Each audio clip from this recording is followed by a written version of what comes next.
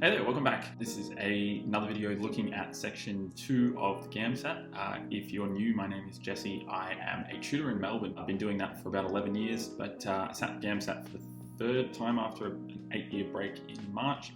Did relatively well, and so I figured that what I'd do is make a bunch of different videos going through section 2 and section 3. These are my kind of strong points, obviously. So what we want to do is put together a bunch of free resources for people to better prepare for it. Unfortunately, there's a lot of prep companies and everything that really are just overcharging for things that are already freely available. So what I'm going to do is, in this one, we're going to go through the structure of different essay types for section 2, breaking down the pros and the cons of them. Some of them might be a little bit opinionated from me, but hopefully it's all helpful. I will say, like, when I did my practice, I mostly did argumentative and kind of philosophical analytical essays, but I will talk about some of the other ones that weren't really my cup of tea so much. I'll try to keep it as objective as possible, right? Because some people have different strengths and different weaknesses, so we'll go through all of them. So the first thing is we want to understand, like, what is the purpose of a GAMSAT essay? It's different to something that you might have written at uni or something you might have written even in high school. I know as a high school tutor, what I teach to my students for essay writing is very, very different to how I prepared for section 2. The idea is that you're trying to write 2 essays on 2 very, very different topics in the space of 1 hour. So 30 minutes each is kind of the basic pacing that you'd be going for. And obviously, if you're not already familiar, you'd be thrown prompts. You get given 4 quotes now. It used to be 5, I think it's 4 now. They now often remove who the author or who the speaker is as well, so you have no context for it. I think that's a good thing because it just prevents people from falling into the trap of thinking they have to actually reference the context of the quote itself. And then you can respond to one or more or all of the prompts with your own essay format. So if we look at like the actual ACER booklet in terms of the information about the test itself, we can see that it makes it very, very clear that they're not going to be judging you based on the idea that you give itself. It's based on the quality of the idea, the development of it, and then also the quality of the expression as well. But there are some limitations to how far they go into that. So they're not going to pick apart your grammar and punctuation unless it is leading to poor expression in some way or poor fluency in the writing. They also want to see unique and reflective ideas. They don't want to just see the same kind of cliched arguments just spat back out in different formats. They want to see that you've thought about the prompts in a different way, generated your own unique idea, and then also shown a bit of reflection on it as well to show not only that you've reasoned with it in terms of how applicable it is to the real world, but also maybe its limitations. Going through, there are a bunch of different ways that you can approach it. We always talk about essays, but sometimes essays isn't really the best word to use. There are 6 key forms. There are probably others that I'm missing, to be honest. But there are 6 key forms that you can use when writing for section 2. They are persuasive, argumentative, philosophical, analytical, discursive, reflective and anecdotal, and then creative as well, which is a little bit rarer, but we'll go through that too. What we'll do is just run through each of the 6, and I'll give a basic rundown of what I think the best kind of structure that matches that would be, and then also what the pros and the cons of each of them are. And then you can kind of choose and play around with the different forms and see what works best for you. The first one, persuasive, argumentative. This one's like the simplest one, it's the most popular, it lends itself to an essay format as well. If I was to put it into a phrase, effectively what you're saying is, I am right and here's why, or this is what my view is and here is why it is correct, right? So it's a very, very straightforward one. It's somewhat similar to the way that you would have written essays in something like high school, although a lot of those are kind of text response analytical as well. So be careful with that. I would approach GAMSAT writing as a completely fresh approach. It allows for a lot more creativity as well. So in terms of structure, you're probably already familiar with this. So you've got an intro, you can intro your issue, you can intro your contention or your thesis. You then break it down into 2 or 3 main bodies. 2 is perfectly fine in GAMSAT because 30 minutes is not a lot of time. I mean, I would say 800 words is like fantastic if you're able to smash out 800 words, but even 600 is fine. People have found success with 400.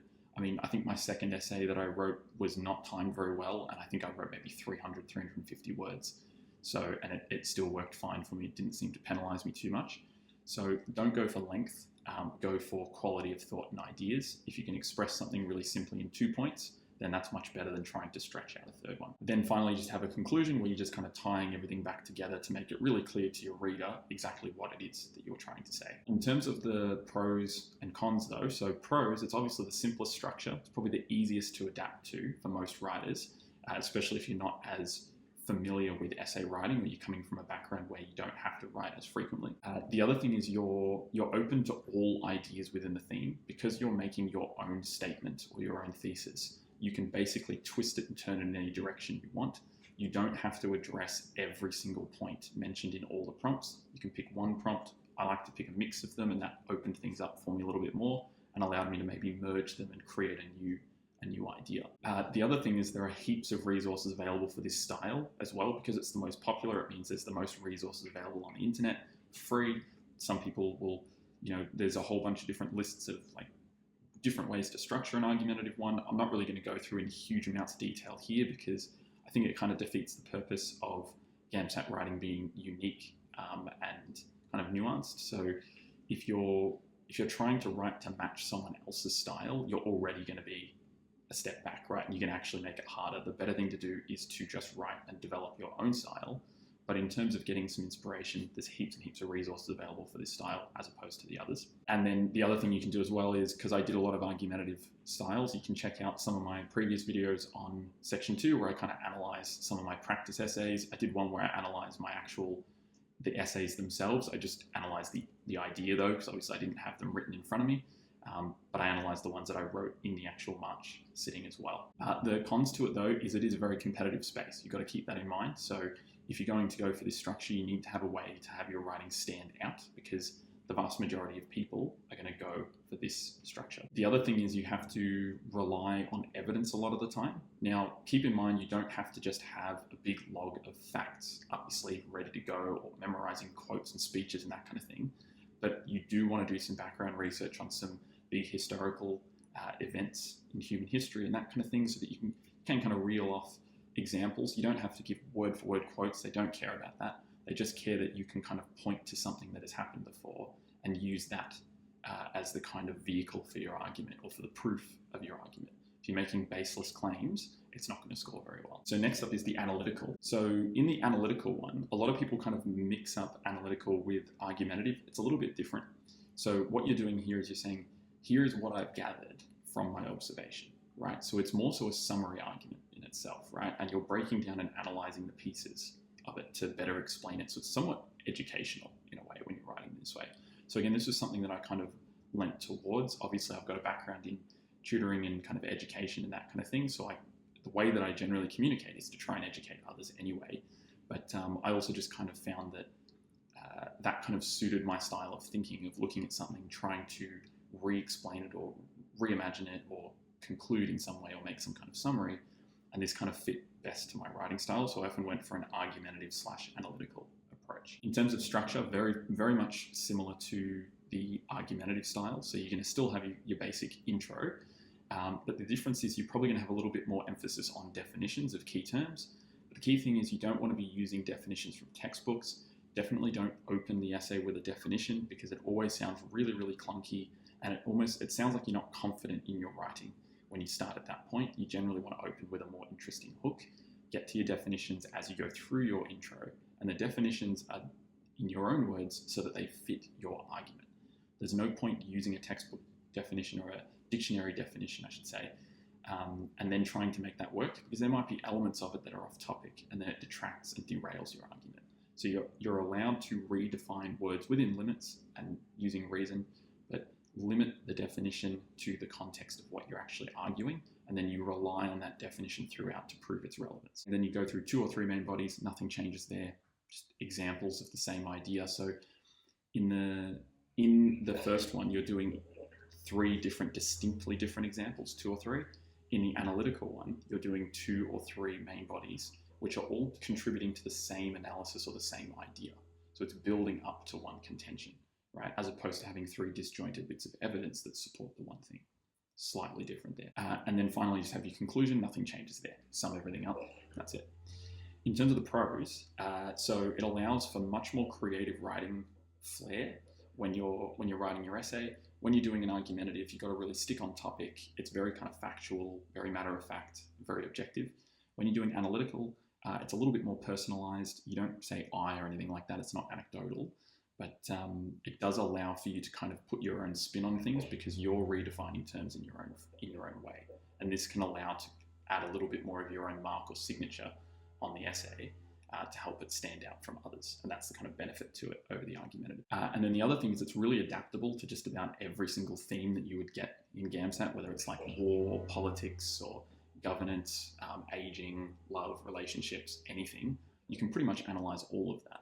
So it's very, very adaptable. And kind of the same as the first point, it allows for a lot more individuality in your writing, so it can stand out from the crowd. In terms of the cons, it definitely requires a much deeper understanding of the theme and the prompts themselves, which can be a little bit trickier.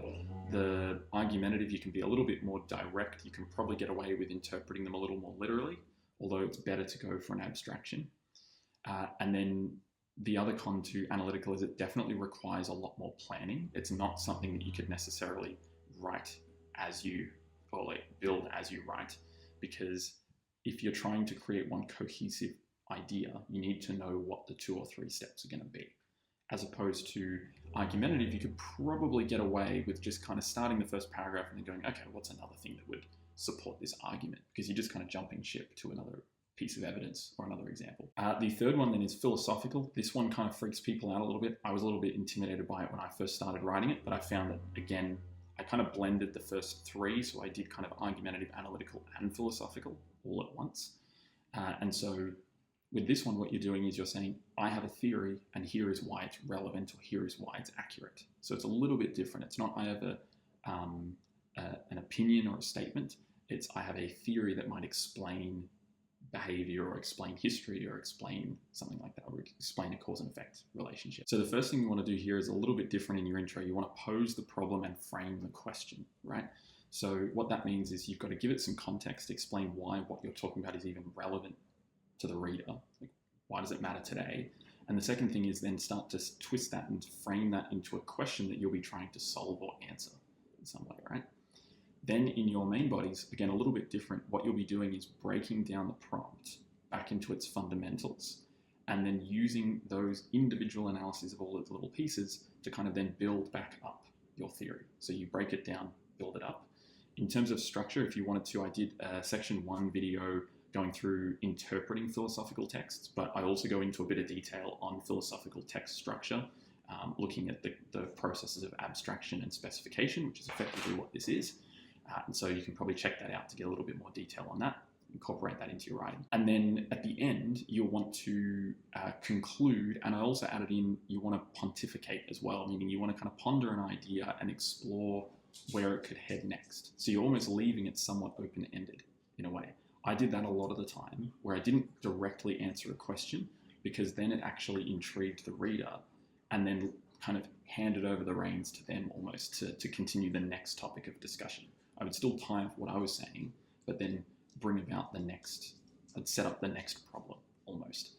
Almost like when you're doing like for people who do science and that kind of thing, if you're doing a research report and then you offer in there, these are the things that we want to see answered in the future. If the next team takes over, here's what we would recommend, and these are the questions that have been posed or have been found in our research as well, right? Somewhat similar to that. I wouldn't make that the emphasis of my ending, because otherwise it detracts. I would still end on a very conclusive statement of what I have found or what my theory is and why it's relevant. But in the conclusion, I would offer up some of the other little avenues that have opened themselves up as well. So in terms of the prose, it's definitely a lot more adaptable to, or it allows for a lot more unique writing, and it's very, very individualized. And also it's allowing for a much, much higher level writing form as well. So you can have a much more sophisticated essay. Obviously, the downside to this, having a very sophisticated structure can be tricky to get right. And if you get it wrong, it can really, really backfire. Again, I've read a lot of essays from people that, in truth, I've written some of my own that really didn't work out either, where you're trying to stretch your vocab or stretch your sentence structure in writing, and it's really just not landing. Always stick within your limits, always play to your strengths. So give it a go, but if you find that you're getting the feedback that's saying that this is not working out, it's unless you've got a long time, like if you're preparing for March or something, then maybe you want to keep working at it if you really want to crack that code and practice, because that's really where it comes from. But if you're like a month out or something, I would just be sticking to something that is within your wheelhouse rather than trying to stretch for something else, because ultimately they're not going to penalize you for the structure you use. They're only going to reward people for the quality of what they're saying and the quality of how they're saying it. So playing to your strengths is the way to achieve that and tick those boxes. The other cons are it definitely requires the ability to think abstractly and to abstract the ideas from the prompts. You're often not at all really sticking to the concrete examples or points that are made in the prompts. You're taking them as inspiration for a new idea in some way, right? And again, that can be risky because it may not land. The reader may not actually see the connection that you've made, and therefore they'll think that you're off topic, and that's a big, big consequence. And then the other thing is it's very difficult to achieve this kind of essay form in 30 minutes. When you're talking about like 5 minutes planning, 25 minutes writing, that's a lot to do. So with practice, it's possible, and that was something that I really worked on and then found that I got quite comfortable with it. But at the same time, it's not for everybody, and there's really no point trying to achieve a structure that isn't going to work. So be very careful if you're going for the philosophical one. It takes a lot of practice. So then the fourth one is the discursive. I tried this and I didn't really get it right. I definitely didn't go for this one. So what you're doing here is you're effectively going through, let me explore the idea as you read. So discursive is where you're bouncing between arguments or ideas as you go, and it's just kind of zigzagging around, and you're just kind of exploring and expanding or unpacking a lot of the issues or the ideas within the argument. You're not really going on a linear path to a solution, and you're not necessarily tying everything together either, which is a little bit chaotic for some people. Some people are much more chaotic thinkers or chaotic writers. I definitely am a chaotic thinker, but I'm not a chaotic writer, which is a little bit tricky to manage, meaning that my ideas a lot of the time are very disconnected, but when I try to write them, I don't feel comfortable writing in a disconnected manner. It has to be structured and organized, and I like to signpost everything. So if you're more of a chaotic writer, that may actually play into your kind of writing skills, kind of like the philosophical, because it is kind of a philosophical style. You want to pose the problem, but you don't want to frame the question, because if you frame the question like we did in the previous one, you're then limiting the direction it's going to go in, but you need that freedom to be actually able to kind of work around and zigzag back and forth. Then with your 2 to 3 main bodies, you're going to go topic to topic, right? Almost like an argumentative, but it's actually going to be quite disjointed overall. The final thing is then you're going to summarize your findings and your conclusions, and this helps kind of tie it back together a little bit, but it's almost like you didn't know what the answer was when you started it, and you were leading towards the answer as you wrote. And the examiner or the reader is absolutely aware of that, and that's perfectly fine as well. So this is good for for people who are determined as what are called like developing writers, not meaning that they're improving their skills, but meaning that they develop the idea as they write, right? So people who struggle with planning often are more of a developing writer, meaning they have to actually have the sentences written in front of them before they can get the next idea. And it can have very, very big consequences, but if it's something that you're comfortable doing, then it's probably better than trying to plan and organize something if you need it all written out in front of you. In terms of the pros and the cons, right? So pros is it's kind of a philosophical text, but it's a little bit easier, a little bit more accessible to most writers. You don't need as much planning, as we mentioned.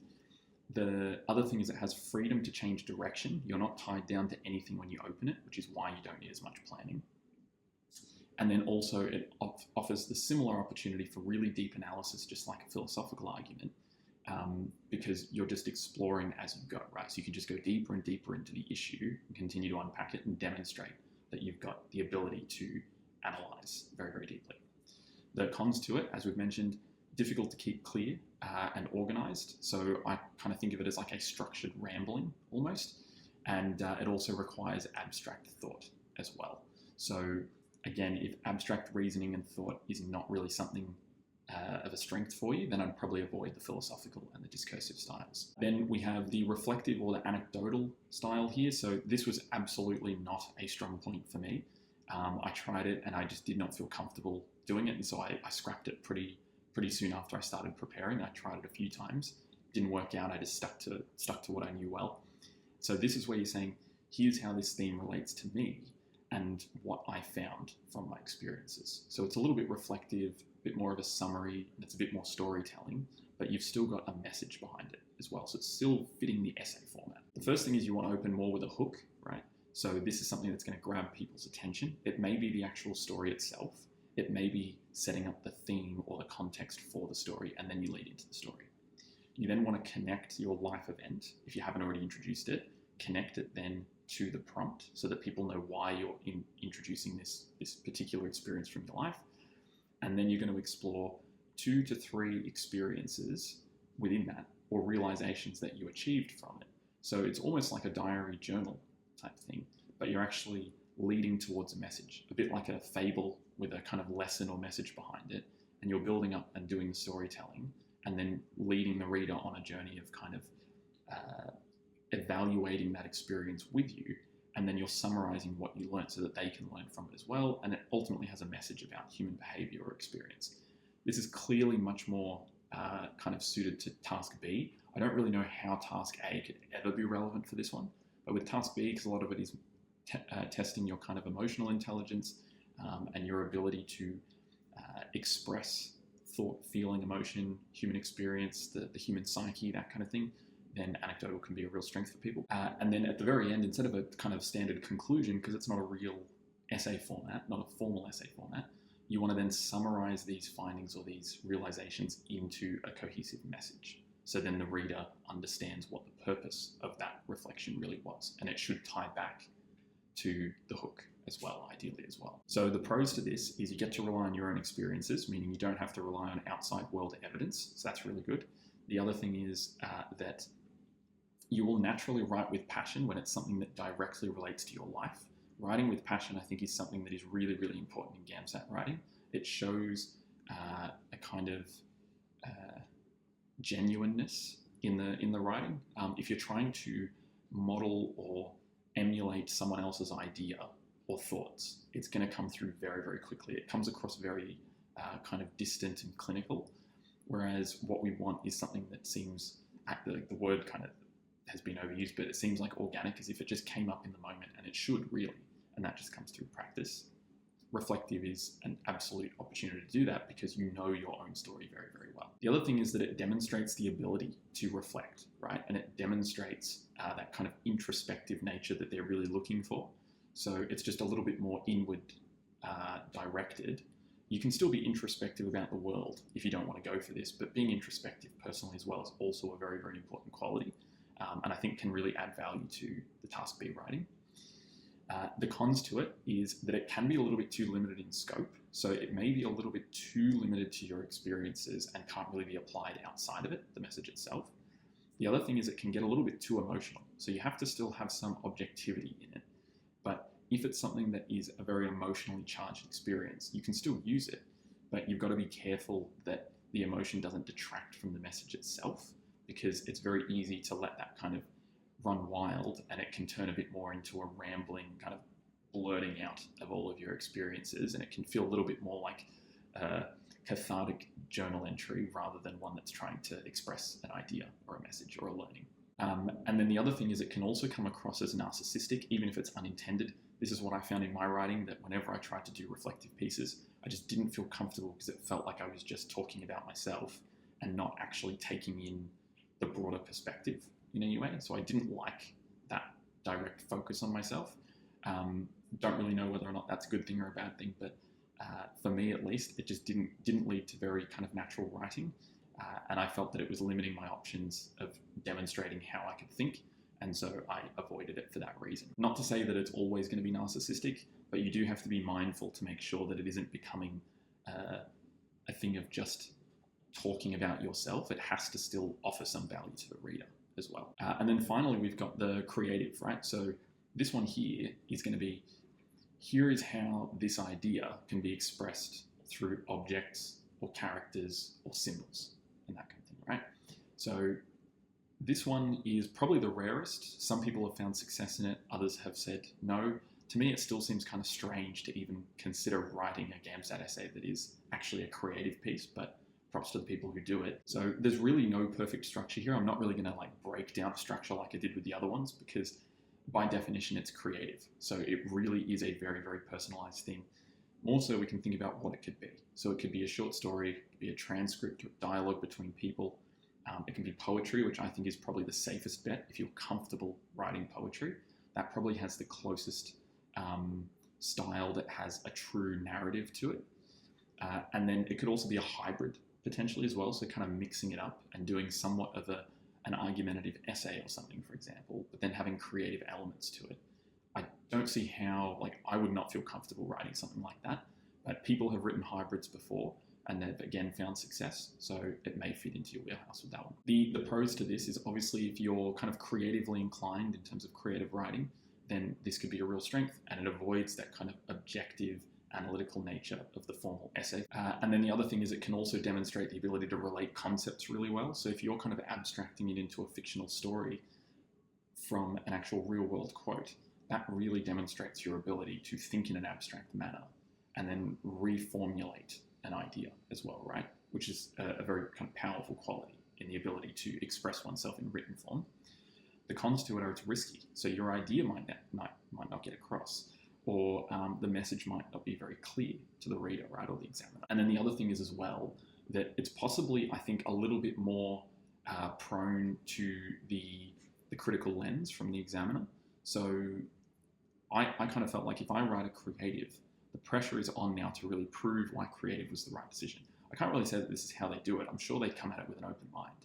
But I know that when I read pieces, I'm much more critical of creative pieces. I'm more ready to kind of rip it apart almost than if I read an argument overall. I'm not really sure why that is. Maybe that's a personal thing for me, but that was one of the things that kind of led me into going, I'm going to avoid this. I did try to do a creative. I did one with the ACER feedback system. I only tried it once. I did like a short creative story. I can't remember what the quotes were on or anything, but I think it was about boredom. Might have been about boredom, I think. And it was probably the best that I could do with a creative, but I knew that it wasn't going to do very well. And when you do that, they can't do the automatic scoring, so you don't get an immediate feedback. They have to send it through to someone, and an actual person reads it and marks it. And I got the feedback back. And so they said that it scored between a 55 to a 59, which is still all right, but all of my other essays and everything were grabbing 73s to 84 bands. So I definitely knew just from that, I was like, okay, I'm not going with the creative style as much as I could probably work on it. I just knew I just don't have the time, and I'm probably better off, because I think this was in January or so. I said, I'm just better off sticking with what's been working and just perfecting that recipe, basically. Yeah, other than that though, that's everything. So hopefully this was a relatively succinct summary of the 6 different structures for section 2 of GAMSAT. As I said, pros and cons. Play around with all of them. I would still encourage you to try all of them. I tried all 6 of them. Some of them I learned didn't work very, very quickly. Other ones I kind of tried for a little bit longer before I realized it's not working out. And then other ones, like the first 3, I found were really where my strengths would lie. And I just practiced those and developed those over a number of months like that. So the best thing to do is just to practice it and write as frequently as possible. All right, cool. I'll leave that one there. If you're looking for more section 2 kind of stuff, remember that I've got my newsletter, Thursday Thoughts, which comes out every Thursday morning at 10 a.m. If you're not already subscribed to that, jump onto it. It's completely free. I curate a bunch of different reading lists for what I think are relevant to section 2. And then I also offer some of my own opinions and ideas, as well as a set of prompts every week now, which is a relatively new addition to it. So jump on that if you haven't already, and I will see you guys in the next video.